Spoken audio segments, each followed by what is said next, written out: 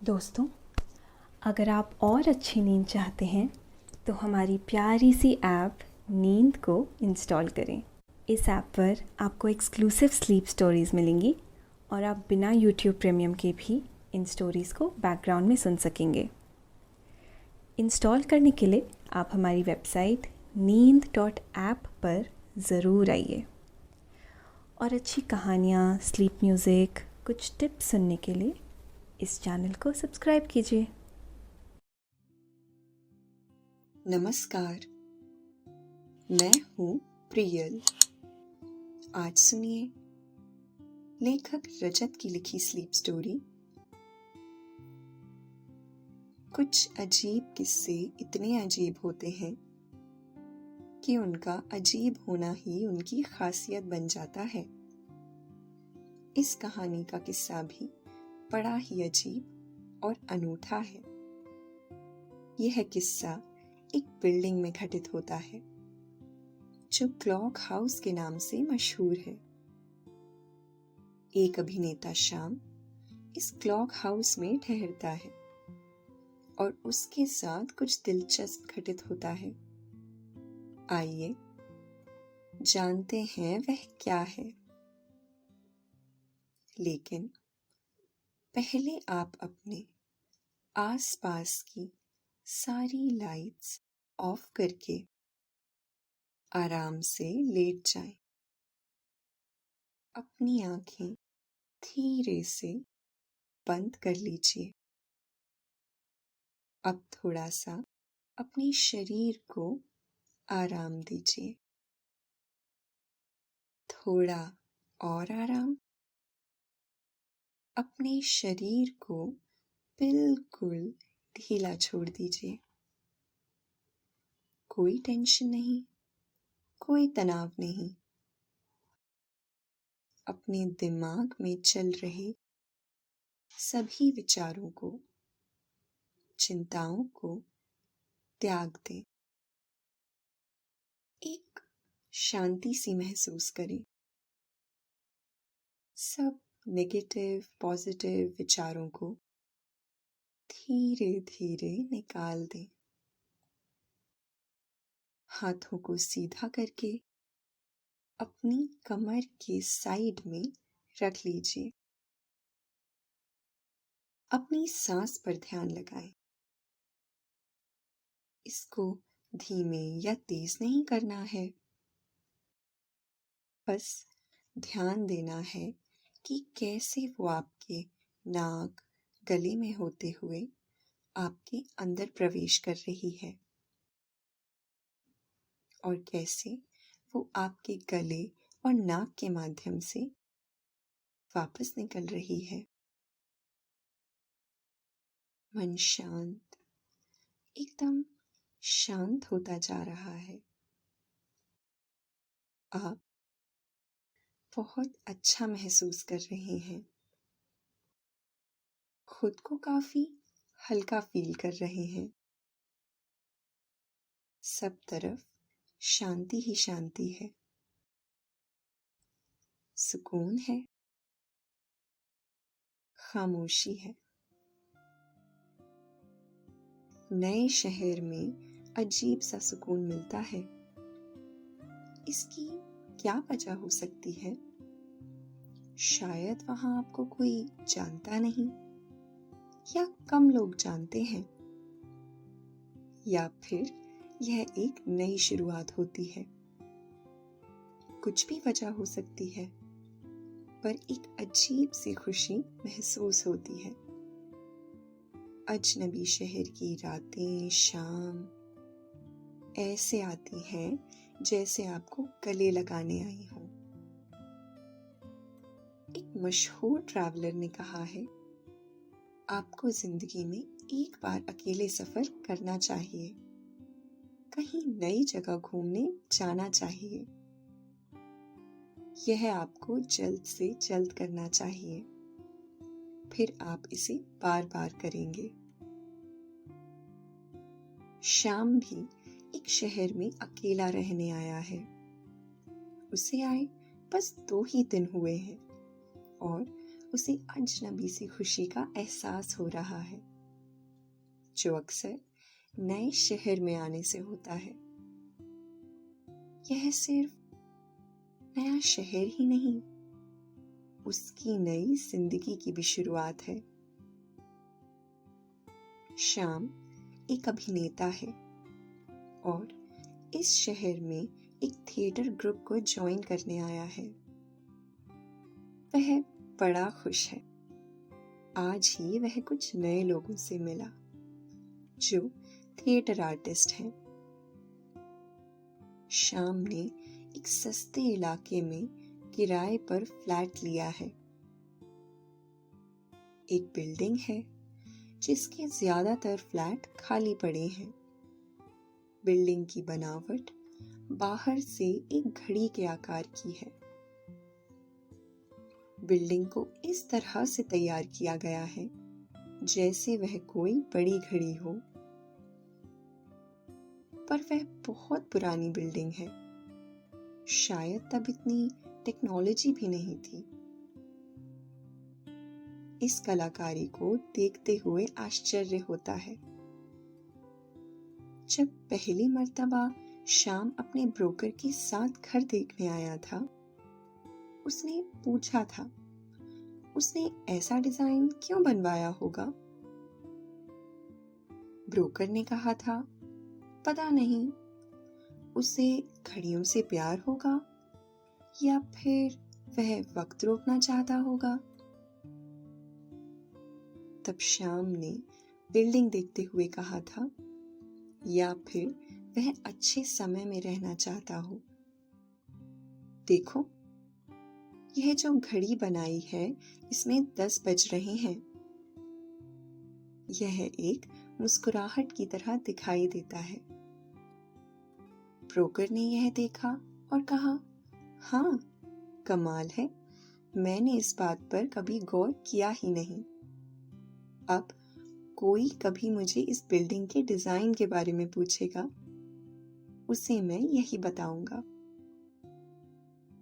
यह इमारत 6 मंजिला की है और श्याम ने 4 नंबर के माले में बना फ्लैट लिया है। दिन भर के थकान और सुकून लिए श्याम अपने घर पहुंचा। उसने दरवाजा खोला, उसे बंद किया और देखा। हॉल में ही कुर्सी पर रेडियो के सामने कोई बैठा है, एक महिला। श्याम ने यह देख हैरान हो गया। फिर उसने घर देखा। यह उसके घर की तरह नहीं था। हालांकि पूरी इमारत में सभी घरों का डिजाइन एक ही तरह का था। फिर भी जिस तरह से सामान जमा हुआ था, कुर्सी, सोफे, टेबल रखे हुए थे, यह श्याम का घर नहीं था। महिला ने श्याम को देखा। वह रेडियो में गाना सुनते हुए कुछ पढ़ रही थी। श्याम ने कहा, ओह, माफ करना, लगता है मैं गलत घर पर आ गया। महिला ने कहा, कोई बात नहीं, प्यारे बच्चे, यहाँ सभी घर एक जैसे तो हैं। कभी कभी गलती हो जाती है। लगता है आप यहाँ नए आए हो। आपको पहले कभी नहीं देखा। श्याम ने कहा, हाँ, आपने सही समझा। मैं 2 दिन पहले ही आया हूँ। मैं चलता हूँ। आपको परेशान करने के लिए माफी चाहता हूँ। महिला ने कहा, नहीं, कोई बात नहीं। अब जब आ ही गए हो तो कुछ देर रुक जाओ। वैसे भी आज मैं अकेले नहीं रहना चाहती। श्याम ने जिज्ञासा से पूछा, क्यों?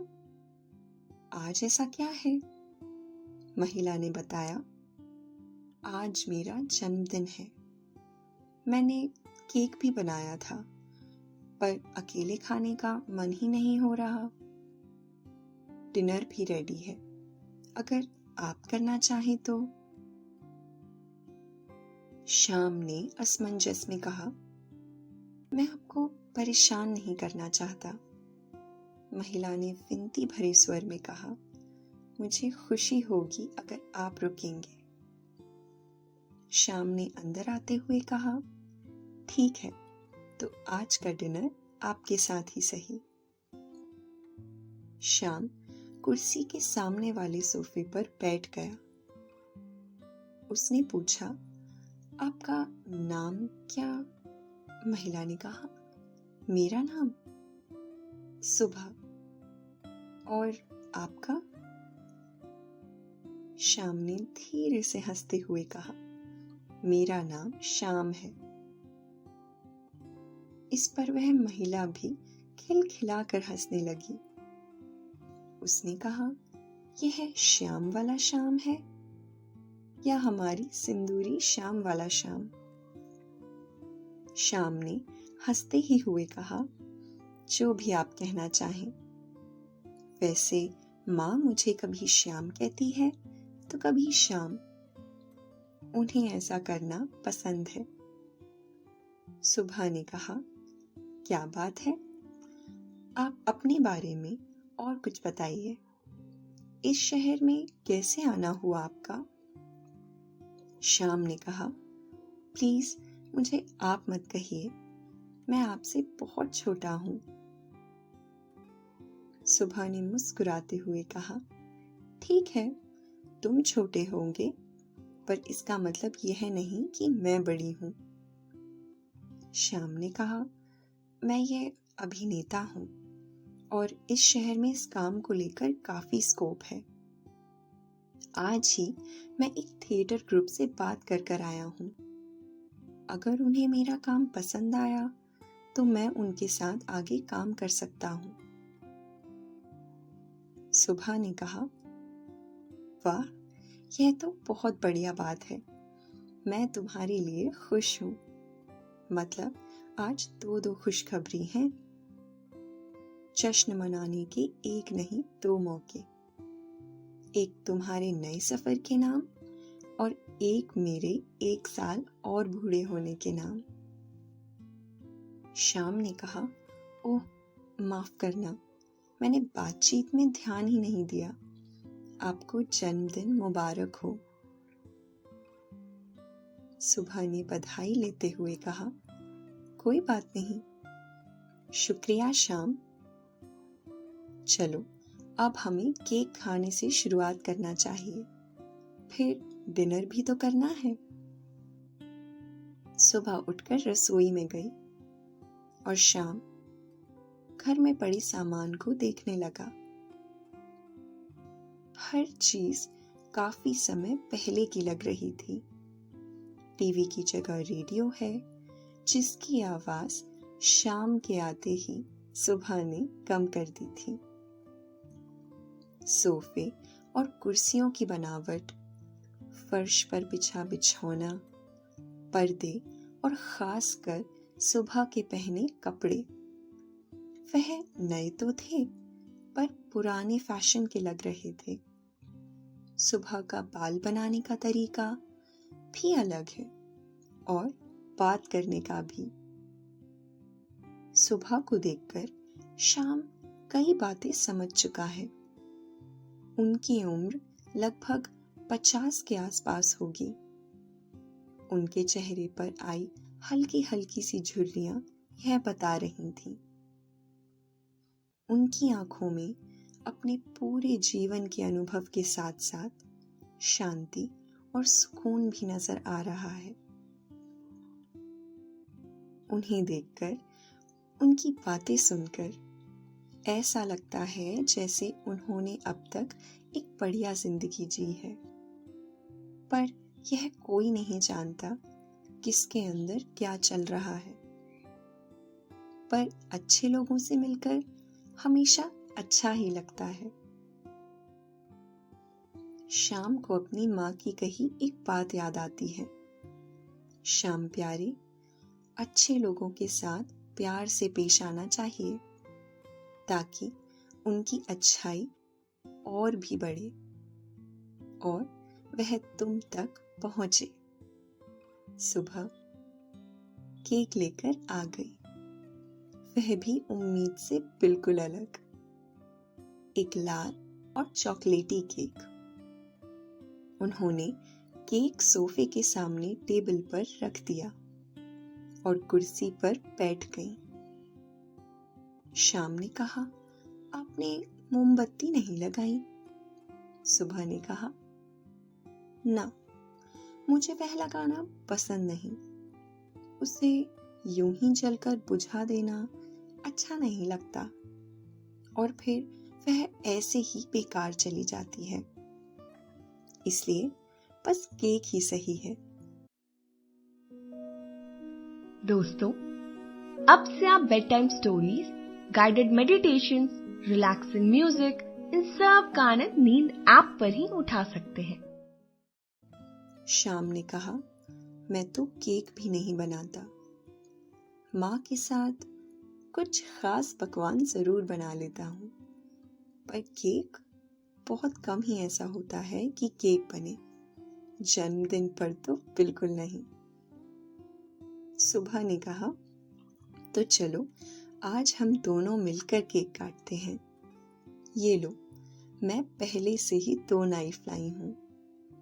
शाम ने कहा, पर मैं क्यों? यह तो आपको काटना चाहिए। सुबह ने कहा, अरे आज तुम्हारी भी एक नई शुरुआत हुई है, यह खास दिन है। सुबह ने खिड़की से बाहर आसमान को देखा और कहा, सपने के सच होने की शुरुआत के नाम। शाम ने आगे कुछ नहीं कहा। सुबह ने 1, 2, 3 तक गिनती गिनी और फिर दोनों ने एक साथ केक काटा और खाया भी। शाम को केक इतना पसंद आया कि उसने कहा, आप मुझे यह रेसिपी जरूर देना। यह केक मैं माँ को बनाकर खिलाना चाहता हूँ। सुबह ने उसे यह देने का वादा किया। केक खाने के बाद दोनों खिड़की के पास बैठ गए। सुबह ने अपनी शॉल ओढ़ ली और शाम को एक कोट पहनने को दे दिया ताकि बाहर से आती ज्यादा ठंडी हवा ना लगे। कोट पहनते समय भी शाम को यही लगा जैसे यह बहुत पुराना है, पर उसने यह बात सुबह को नहीं बताई। वह नहीं चाहता था उन्हें किसी बात का बुरा लगे। शाम ने उनसे पूछा, वैसे आप क्या करती हैं? लगती तो आप भी कोई आर्टिस्ट ही हैं। इस बात पर सुबह हंसने लगी। मैं और आर्टिस्ट नहीं। हाँ, पर मुझे लगाव पड़ा है आर्ट से। मुझे पसंद भी है पेंट करना, गाना गाना, लिखना, पर कभी भी मैं इतनी अच्छी नहीं रही कि यह प्रोफेशनली कर पाती। फिलहाल तो मैं कोई काम नहीं करती। मैं एक रिटायर्ड शिक्षिका हूँ। अब तो बस घूमती हूँ, गाने सुनाती हूँ, पेंटिंग बनाती हूँ और उन्हें अपने दोस्तों को देती हूँ। लिखती भी हूँ, पर बस खुद के लिए। वह मैंने आज तक किसी को नहीं पढ़ाया और बस यही मैं करती हूँ। तुम बताओ, अभिनय के अलावा और क्या करते हो? शाम ने खिड़की के बाहर देखते हुए कहा, मैं अभिनय के अलावा और कुछ नहीं जानता। हाँ, कहानियां लिखने की कोशिश करता रहता हूँ, पर वह कभी भी इतनी अच्छी नहीं होती। फिर भी मैं कोशिश करता रहता हूँ। इसके अलावा घूमने का शौक है, पर अभी तक कहीं घूमने नहीं गया। कभी इतने पैसे ही नहीं हुए कि घूमने जाया जाए। अब एक बार अच्छा प्ले मिल जाए तो फिर माँ को लेकर किसी अच्छी जगह जाऊंगा। और हाँ, खाना बनाने का भी शौक है। हाँ, यह एक काम है जो मैं अच्छे से कर लेता हूँ। माँ तो कभी कभी ये भी कहती है, तू शेफ ही बन जा, अभिनय रहने दे। बस अभी तक तो बस यही है। अब आगे आगे देखते हैं और क्या क्या दिल को भाता है। सुबह ने कहा, हाँ, यही सही जवाब है। यह सवाल जब ही पूछना चाहिए जब काफी उम्र बीत गई हो, तभी तो आप अपनी पसंद ठीक से बता सकते हो। सुबह ने कहा, अब डिनर कर लें? शाम ने हाँ कहा। सुबह खाना गर्म करने चली गई। शाम ने बाहर ही बैठे बैठे पूछा, मैं कुछ मदद करूं? सुबह ने कहा, नहीं, आज तो सब तैयार है, बस गर्म करना है। अगली बार मैं तुम्हारे यहाँ आऊंगी जब तुम खिलाना। सुबह ने खाना टेबल पर सजा दिया और कहा, आ जाओ, सब तैयार है। दोनों डिनर करने बैठ गए। शाम एक के बाद एक सभी पकवानों की तारीफ करता रहा और खाता रहा। दोनों डिनर करने के बाद फिर से खिड़की के सामने बैठ गए। बातचीत के दौरान शाम ने बताया, एक बार मैं गांव के बाहर जंगल में भटक गया था।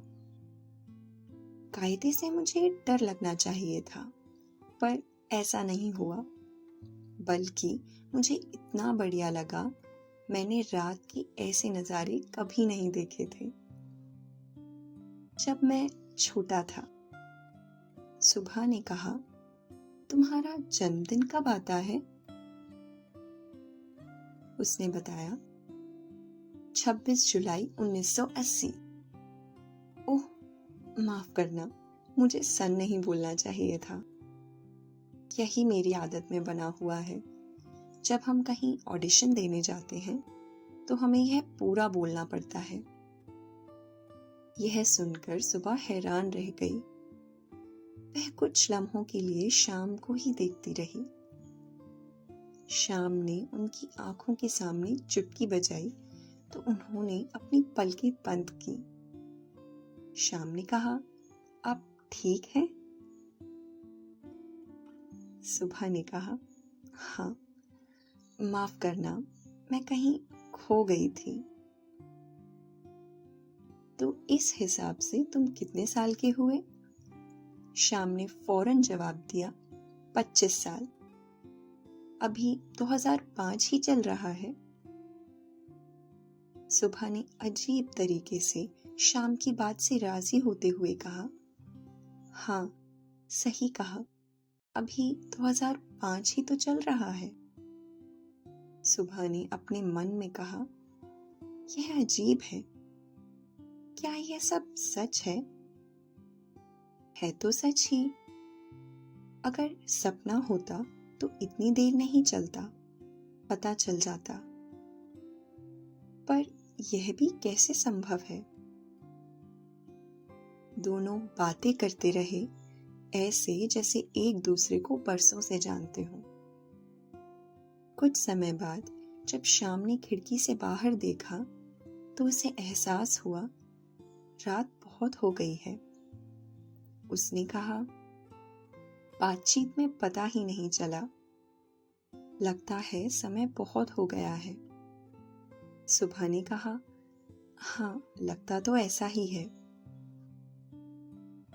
शाम ने कहा, मुझे अब चलना चाहिए, अब तो हम पड़ोसी हैं, मिलते रहेंगे।